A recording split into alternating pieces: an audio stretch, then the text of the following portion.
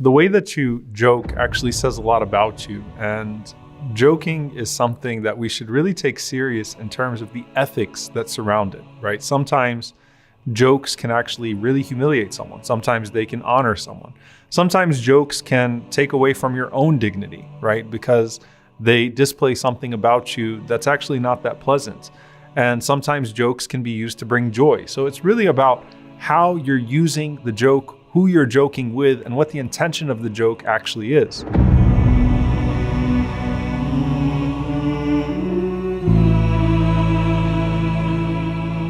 Now, the first time the Prophet ﷺ would joke with you, it would probably take you aback. Why? Because he's Rasulullah ﷺ, right? So you hold him in such high esteem as you should, ﷺ. You've seen him in such a noble way as you should, ﷺ. And the first time he jokes with you, you're going to be taken aback. And the Prophet ﷺ had that experience with some of the companions. So he would tell a joke, ﷺ, and some of the Sahaba said, Ya Rasulullah, you're joking with us? Like, are you really joking with us? And the Prophet ﷺ said, I joke, وَلَا أَقُولُ إِلَّا صِدْقًا. I joke, but I only speak the truth, even when I joke. So the first thing about the joking of the Prophet ﷺ is that the Prophet ﷺ, as-sadiq al-amin, the honest and trustworthy one, the truthful one, would not tell a joke with a lie in it, meaning he wouldn't deceive you with a joke.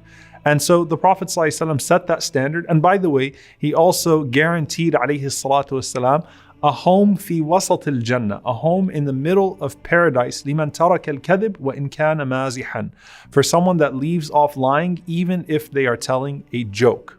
Now, when you actually start to get to the specific jokes of the Prophet ﷺ, I don't want you to feel bad if you don't find them funny. Why? Because jokes usually don't translate well across culture and language, right? So your parents' jokes are probably not funny to you, and your jokes are certainly not funny to your parents, right? It's kind of all over the place. So when you start talking about jokes across culture and language, and you're talking about 1400 years ago, obviously there's a context to it. There's something that people would have found funny that you would not find funny.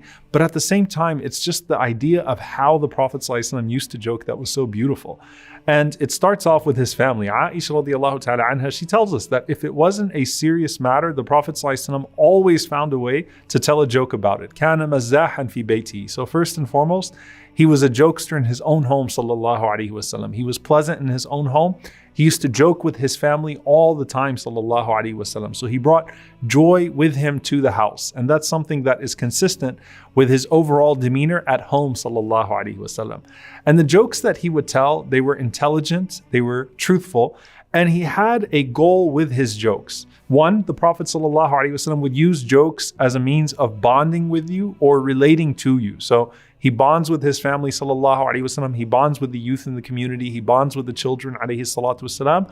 Or he relates to people that he otherwise could not relate to. So it removes a sense of formality that perhaps allows for a more authentic relationship when the Prophet ﷺ jokes with you.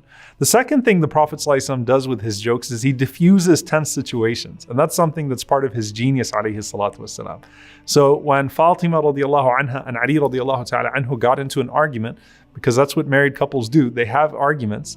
The Prophet ﷺ comes to her house, Fatima's house, and says, "Where is Ali?" She said that he's upset, he's in the masjid. The Prophet ﷺ goes to the masjid and he finds Ali radiallahu ta'ala anhu sleeping in the dirt. And the Prophet ﷺ starts to dust the dirt off of him and says, "Qum ya Aba Turab, stand up, O father of dirt."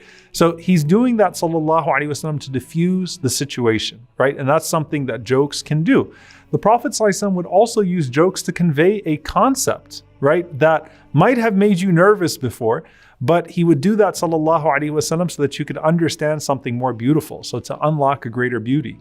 So for example, the Prophet ﷺ telling the old woman, "Do any old women enter into paradise?" And she was grieved. And then the Prophet ﷺ said, no. The Prophet ﷺ says, no woman will enter paradise elderly, right? Because everyone enters paradise youthful. So the Prophet ﷺ was making her feel better. The Prophet ﷺ was doing away with her anxiety. And the Prophet ﷺ was really conveying a greater beauty.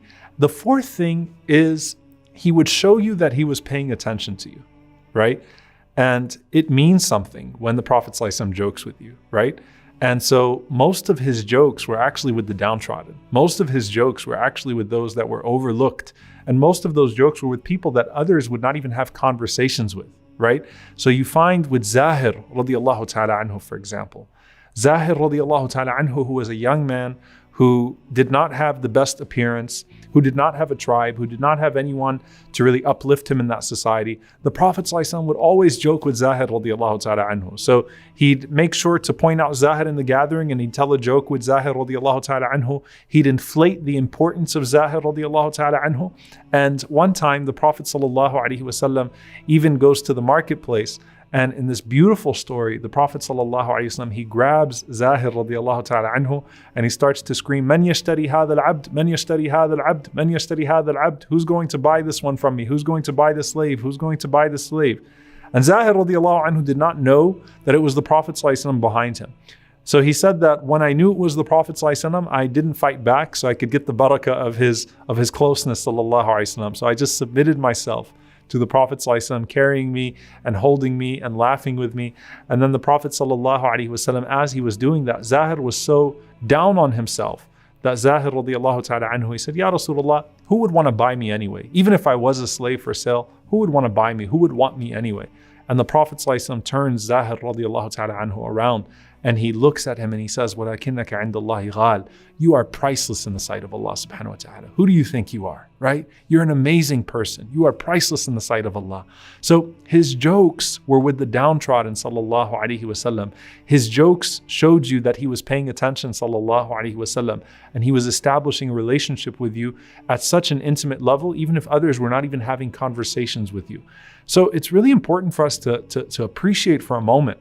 You know, when you look at the rules, like the Prophet ﷺ does not allow people to joke in a way that mocks others. The Prophet ﷺ does not allow you to joke in a way that frightens others. So he wouldn't let you take someone's belongings and scare them. He wouldn't let you jump out at someone sallallahu alaihi wasallam. He prohibited all of those things.